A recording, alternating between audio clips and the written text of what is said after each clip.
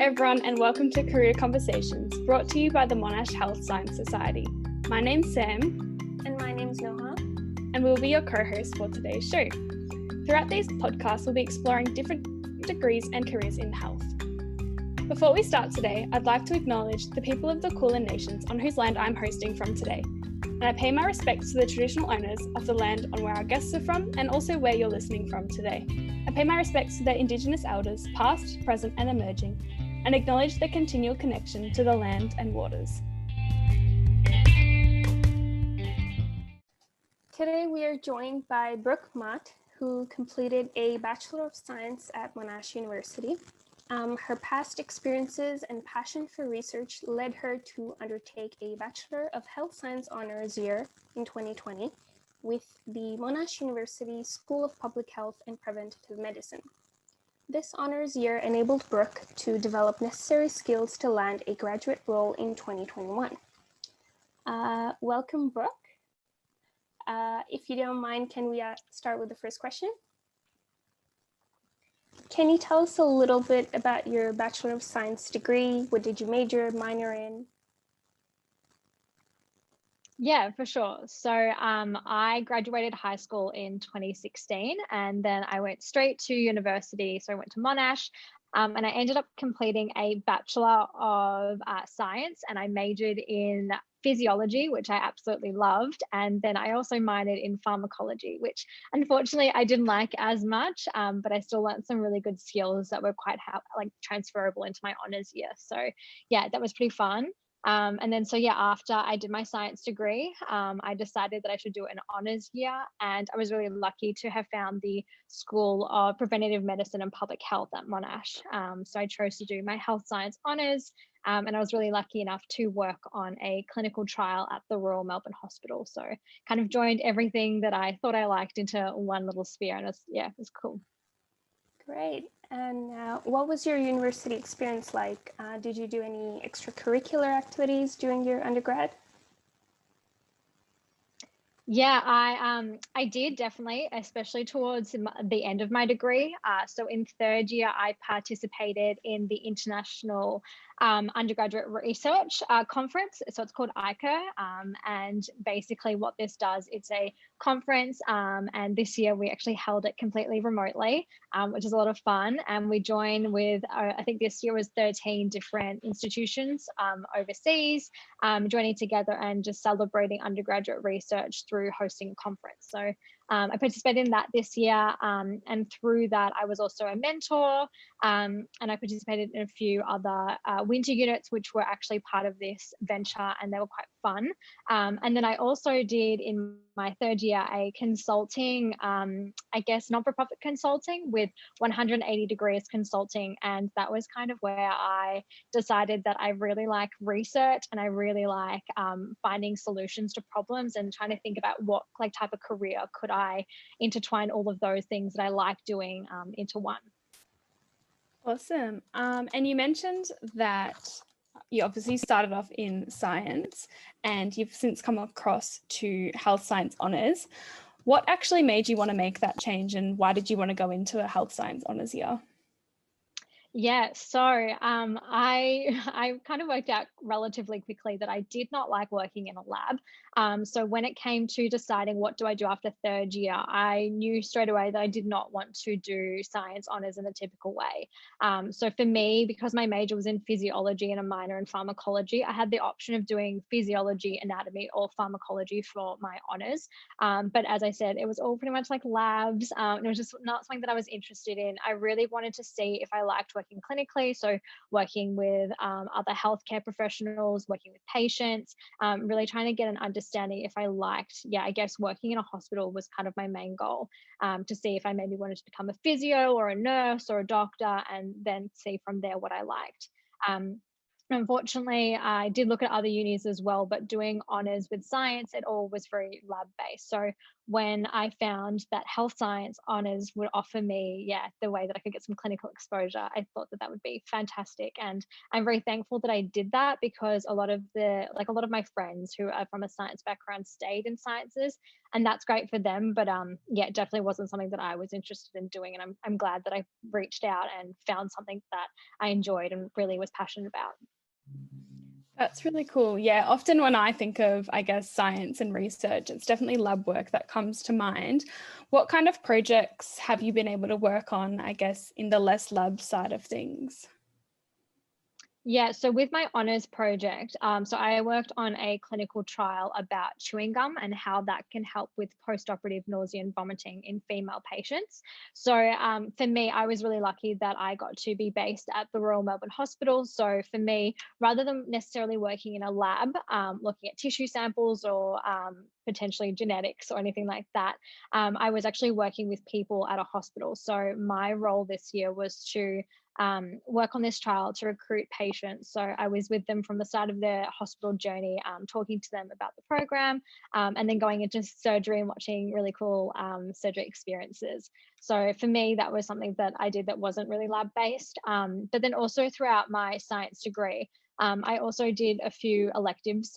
So I've done a few arts electives and then marketing electives. So that also gave me some other experiences that weren't necessarily lab based. So I think it's really important when you do uni to not just do your stock standard degree. If you've got electives, try and reach out a little bit, because you learn some new skills and see what you really like to do. Sure. And can you tell me a little bit more about your honours project itself? What has this whole project involved? Yeah, so honours is a really big year. And so I guess when you're looking at honours projects and what to choose, you've got to kind of work out if you want to do a quantitative or qualitative research project. For myself, I didn't mind if I did either, but I just knew that I wanted to be able to, somehow work with people and other healthcare professionals. So my project was quantitative. So we're collecting numbers to make final decisions on statistics and things like that. So for me, I got to work with patients and be part of their surgical journey and talk to them about their experiences for their past surgeries. And I think that that was really insightful for me, because I really wanted to see what that all would be like. But I guess the other thing to consider with honours is that if it is a really busy year, there's a lot to do. You've got to write a 15,000 word thesis. So thinking about the types of projects that you want to pick. So I think at the start of the year, I was looking at some other projects that were going to be purely working on data and data cleaning. Whereas I ended up doing a project that was more focused on just collecting data and then analysing data. So a few things to consider with honours, but I'm really glad that I made the choice that I made. Awesome. And what was the process for actually getting into honours and also selecting your project? Yeah, so I think for selecting your project, I'll start with that. My biggest recommendation is to interview your supervisors as much as they interview you. Find out what they've been like with past students, really ask about the project, ask if it might change the year after, because a lot of these projects, they get published in maybe around October, November the year before, and then you get into honours the following March and the project may have been completed, or maybe they're not doing it anymore. So find out just as much information as possible about the project, even little things like what time will I start and finish. For me, for example, sometimes I'd have to be at the hospital at 6:30 in the morning and I wouldn't leave until 8 p.m. So it's just good to really understand what are you going to get yourself into before you start. But as for applying, so I know that for my honours program that I applied for, your WAM had to be a minimum of a 70, and you had to apply just via an online, I guess website link, where you fill in the details about your supervisor and the project. And as soon as your results come out, so this time now, you have to wait maybe about 2 weeks, and then the school that you've applied to will see if you fit into all of their criteria, and then they'll determine if you get in or if you don't get in. Perfect, thank you. I'm going to hand you over to Noha now, who's just going to ask a little bit more about your honours. I know you mentioned that in your honours you would have to write a 15,000 word thesis in the busy busy time, but any other particular challenges or highlights that you experienced that you would like to share? Yeah, I think that I'm definitely someone that I'm very like proactive and very organized. So for me, as soon as I got the timetable of all of my assignments and when they had to be due, I like wrote them down in my diary and I started them straight away. And I definitely think that for a lot of other students, when they didn't start things straight away, it made it quite difficult because in the back of your head, you did have the idea that, oh gosh, I've got to write this 15,000 word thesis. So I think just making sure you've got really good time management and you're able to coordinate like your social life, work life, and then obviously your studying life to make sure you can fit everything in. One challenge that I did find with honours was it's quite independent, potentially more so because of being online this year, but you do have to take a lot of the time to research yourself certain things, and it might sound really silly, but even like really understanding the differences between like the benefits and disadvantages of quantitative versus qualitative data, because when you write your thesis, you write a strengths and limitations section. And so just really understanding why did your study benefit from having quantitative data versus qualitative data is important. And that's not necessarily something you are taught, it's something you more have to learn. I do know though that different degrees offer different types of learning. So I know in health science degrees, you do learn more about that rather than in my science degree that I did. So yeah, I guess it's a bit about being independent, making sure you've got good time management. And I think everyone, yeah, will be okay to get through honours. Also, I know you mentioned organization. So how did a typical day or a typical week as an honor student work out for you? Yeah, so I'll talk about my time before we went into lockdown, as I was home for majority of the year. But a typical week looked like for me, I'd start at the hospital on a Monday. I'd go in at 7 o'clock in the morning. I would check the theatre list for the day, and I would see if I had any patients to recruit. If I had a patient to recruit, I would go ahead and recruit the patient with one of the other either anaesthetists that I worked with or any of the research nurses. And we would recruit the patient, and this could take anywhere between 2 hours to up to maybe 6 hours with the patient for that day. So kind of depended on the patient, the surgery, and when they were scheduled for their surgery. After that, if the patients, for example, if we recruited them, they'd be in surgery. So we might recruit another patient, or I might spend time inputting some data or helping out on another trial, just overseeing to see what they were doing, just as I was interested, which was quite fun because I got to dip my toes into a few other things, just having a bit of a look to really understand more about what is research like at a hospital. And then I guess after the patient had finished their surgery, I would actually sit with them for 2 hours, making sure that they didn't vomit, as that was my, I guess, one of my primary goals to see if patients were vomiting or not vomiting after surgery. And if they did vomit, then I would stay with them for another 2 hours after that to see how they were still feeling. And then at the end of the day, I would summarize all of their data and I would do a follow up the next day. And I guess that was kind of like the same thing every day, but it was quite fun because I never knew if a patient was going to be sick, and we recruited a lot of different people from different surgeries. So it was always interesting. I always got to learn something, and it's nice like being with patients to see like how they go through this experience. And yeah, it was really, really cool. I really liked it. Wow, that sounds amazing. Any particular advice you could give to someone considering to do an honors year? Yeah, I definitely think my first piece of advice is just make sure that you really love the project that you're investing your year into. I could not imagine having done a different project. I think I interviewed about maybe 12 or 16 different supervisors. And I think back now and I think, oh gosh, if I had have picked one of those other projects, I would not have enjoyed my year as much and I wouldn't have got what I wanted to get out of it. So I think just going, like being quite upfront and just saying, okay, this is what I want out of the project. Are you going to give me that to your supervisor? I think that that's really important. As I said, I really wanted to see if I liked working with healthcare professionals and patients and being at a hospital. So I definitely learned that I did like that. So I'm really glad that I had that experience.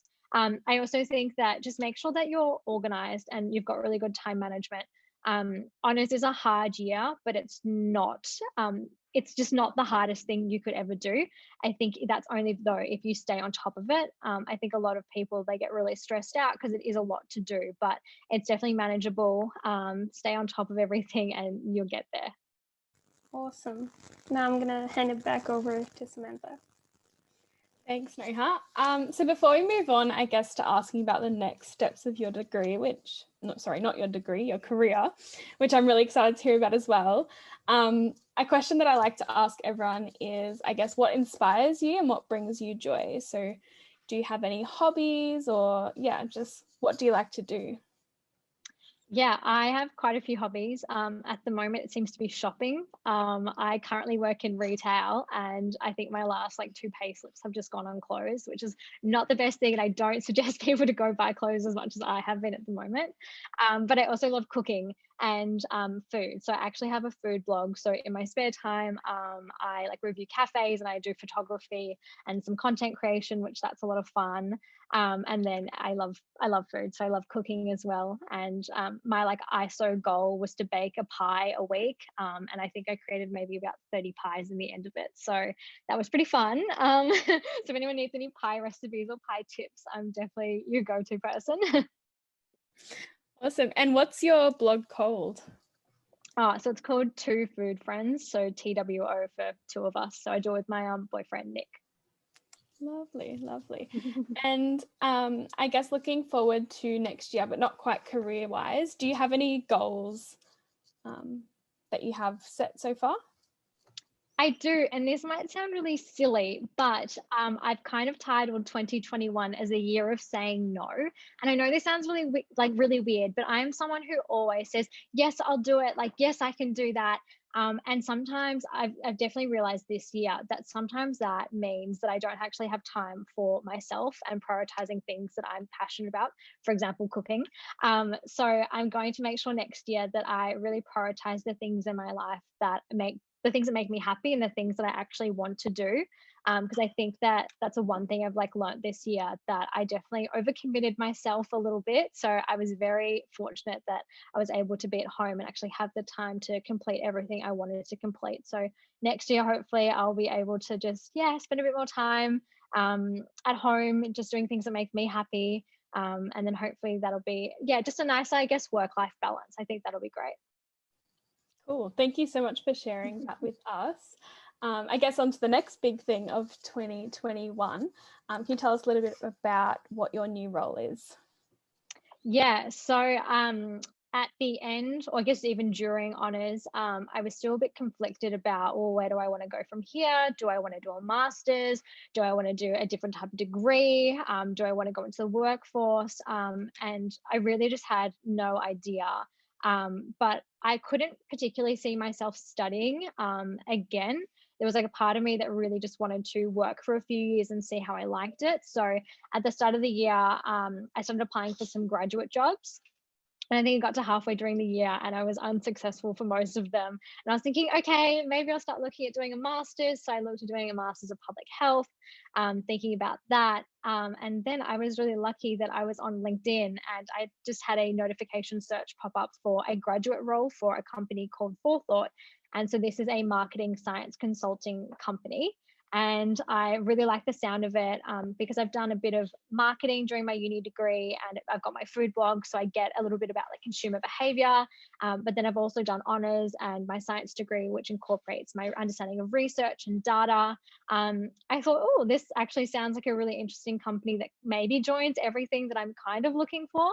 So I ended up applying for their graduate role and I was successful. So I have a job for next year, which is really, really exciting. So next year I'll be working as a business analyst for Forethought.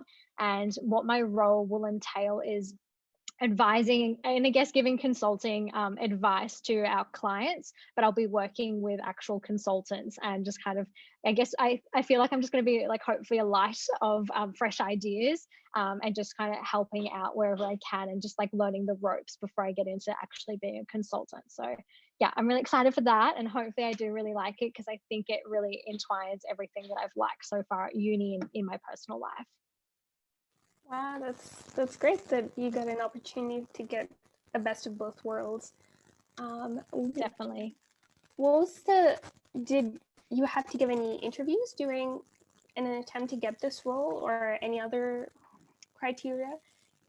Yes, so just for all the other grad jobs that I applied to, most of them started off with a online assessment, and they were questions that I was never good at. I'm not good at those type of questions.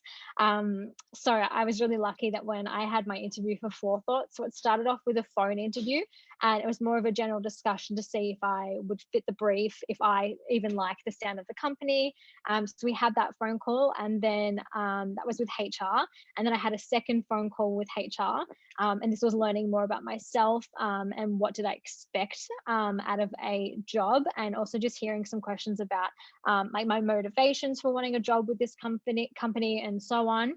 Then after that interview, I had an assessment center. So they gave us a mock case with some data and some information about a company that they previously had. And we had to come up with some ideas for the company and what to implement to improve their sales. So that was a little bit challenging and a little bit daunting, as that was my first assessment center. And then after that, I had another interview, and this was with my potential manager. And then after that interview, it was pretty much guaranteed that I had the job, but I did have one more interview with the head of consulting, which is more of just a bit of a chat to see if they, thought I was going to be a good fit. And then finally, I received a phone call that I got the job. So it was a bit of a tedious process, but I'm really glad that I did it. And I'm really happy that I got to meet everyone a part of the team, because now I feel like I'm actually going to be a part of the team now that I've met everyone. So yeah, I think it was a long process, but a good process. At any stage of this tedious process, how did you prepare for it mentally or physically? Did you prepare for anything? So with the phone calls, I didn't prepare anything. I did just kind of wing it on the spot. But for the assessment center, I did definitely Google assessment centers like SOS, help me out on Google, even like looking up a website called Whirlpool to see if there was any assessment center information from previous years. But I'm really fortunate that my boyfriend he's in a grad job at the moment. So he went through all of this last year. So we kind of had a bit of a discussion about what are some potential questions they'll ask in the assessment center. But yeah, apart from that, it wasn't really any prep that you can do, and every assessment center is different, and I think that's the hardest thing. But just be yourself, and like you can only do your best. I definitely did not think I would get the job after the way I performed in the assessment center, because it just didn't seem like I flowed properly when I was presenting. However, they did come back and say that my ideas are ultimately why I got the next round of interviews. So I think that sometimes if you have a bit of doubt, just give it your best shot, and not to worry about it too much. Oh, thank you so much for sharing that with us. How do you think, wait, sorry, I don't understand that. Okay, cool. I'm just getting some messages here. How do you think that your honours degree has helped prepare you for your new role? Just first of all, I would not have been given this opportunity for my job next year if it wasn't for my honours year. The company specifically looks for students with honours or masters, and so it was a really big differentiating factor that I had an honours year. Also because in my first interview, I had to explain the difference between quantitative and qualitative data, which I definitely would not have known without honours. And then I had to explain a time when I had used quantitative data analysis.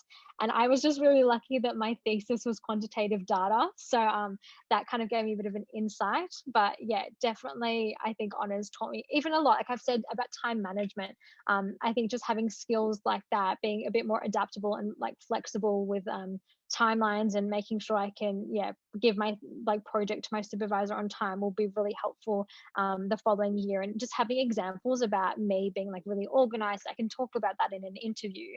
I think that doing an honours year makes you definitely more employable than just having a degree, especially if you've picked a project that can reflect different types of skills, such as being more organized or adaptable, or even just showing more commitment to something. I think that you definitely can't go wrong doing an honours year. I think everything you learn can definitely be applied to getting a job the year after, or even after if you want to do another degree or a PhD.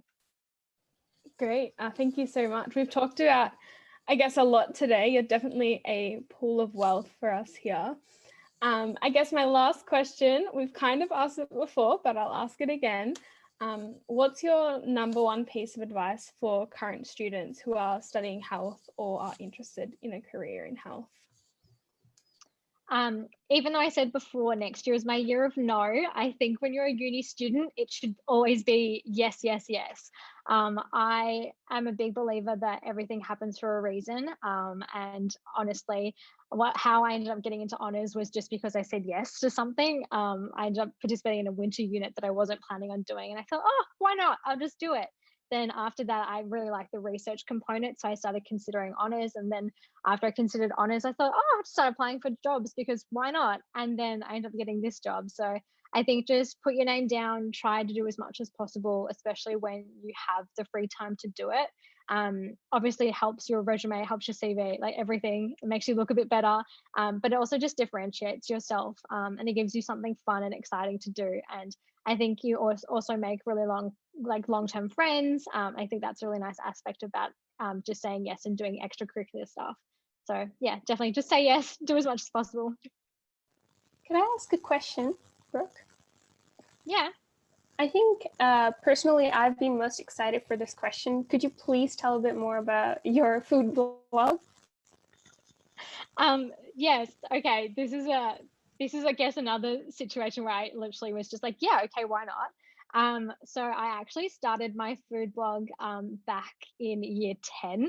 And it was a school project, and I just kind of kept working on it, and at the time I did it with another student at school, and then I just kept posting, and I just kept posting, and then one day it just turned into something where I remember it was like 3,100 followers I had, and I got invited to my first food event, and I thought, wow, people do this for a living, like this is cool. And so I continued that through year 11 and year 12 and then all throughout uni. So yeah, again, another example where just going with the flow and just trying to do as much as possible like really paid off. It's been a really great experience. I've loved it, and I love eating. So I mean, who doesn't love eating? So it's been great, and I've been able to go overseas with it as well. So it's been a really good experience. I'm really thankful that I did this in year 10. How easy or hard was it to balance that with your honors, that one very busy year? As I said before, I definitely think I overcommitted myself this year. So COVID was a little bit of a blessing in disguise for me. But I definitely think that it kind of comes down to, like, I have an old-fashioned diary. Like, I handwrite everything into my diary. I'm really organized, and I make sure that I just prioritize and just manage my time as well as I can to make sure I can manage everything that I want to commit to. Which is okay in the end. Like, I think, you've got a lot of hours in the day. And if you really want to do something, like, you'll find the time to do it. Take 5 minutes off reading Instagram and do something else. Like, you can work it in there somehow. Wow, that's great. Definitely a lesson for all of us to reduce those 5 minutes on Instagram. But thank you very much. That's all the time that we have for today. Thank you very much for joining us and sharing your experience and teaching all of us. We wish you best of luck for your new role, your new goal, and for 2021. That's all. Thank you. Thank you for having me. Thanks again, Brooke. Thank you, everyone, for listening to our podcast. Please stay tuned for more podcasts and join us next time when we have a new career conversation.